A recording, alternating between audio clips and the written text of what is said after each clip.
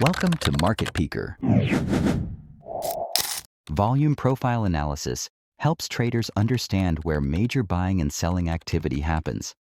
Let's break down how to use it effectively. What is volume profile? Unlike standard volume indicators, volume profile shows traded volume at different price levels, helping identify key support and resistance zones. How to use it? High volume nodes, HVN. These are areas where price consolidates, meaning strong support or resistance levels. Low volume nodes, LVN.